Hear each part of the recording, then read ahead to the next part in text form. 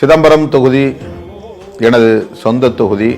எனது தாய்மடியாக நான் பெரிதும் மதிக்கும் தொகுதி. சிதம்பரம் நாடாளுமன்ற தொகுதியின் உங்கள் வீட்டு பிள்ளையாக பணியாற்றுகிற அதே வேளையில் ஒட்டுமொத்த தமிழகத்தின் நலன்களுக்காக தமிழன் தமிழ் நாடு என்ற உணர்வோடு மாநில உரிமைகளுக்காக குரல் கொடுத்து வருகிறேன். காவிரி ஆற்று நீர் சிக்கலாக இருந்தாலும், விவசாயிகளின் பிரச்சனைகளாக இருந்தாலும், மீனவர்களின் சிக்கல்களாக இருந்தாலும், சிறுபான்மையினரின் பாதுகாப்பாக இருந்தாலும், பெண்களின் உரிமைகளாக இருந்தாலும், ஈழத் தமிழர்களின் உரிமைகளாக இருந்தாலும், அனைத்து களங்களிலும் ஒரு போராளியாக மக்களோடு மக்களாக களத்திலே நின்று குரல் கொடுத்து வருகிறேன்.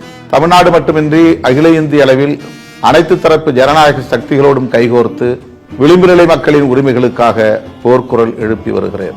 இன்றைக்கு நாம் சந்திக்கவிருக்கிற தேர்தல் வழக்கமான சராசரியான தேர்தல் அல்ல.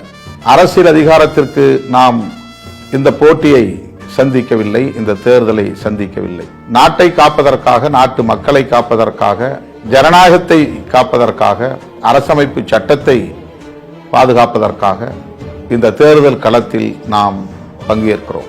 நாடாளுமன்ற ஜனநாயகமே பாதுகாப்பற்ற நிலையில் உள்ளது. ஆகவேதான் இந்தியா முழுவதும் எதிர்க்கட்சிகள் அனைத்தும் ஒன்று சேர்ந்து ஜனநாயகம் காப்போம் என்கிற போர்க்குரலோடு இந்தியா என்கிற பெயரில் கூட்டணி அமைத்துள்ளனர். நாட்டு நலன்களை முன்னிறுத்தி, விளிம்பு நிலை மக்களின் நலன்களை முன்னிறுத்தி நாடாளுமன்றத்தில் 69 முறை பேசுவதற்கான வாய்ப்பை பெற்று உங்களின் குரலாக எனது குரல் அங்கே ஒலித்திருக்கிறது.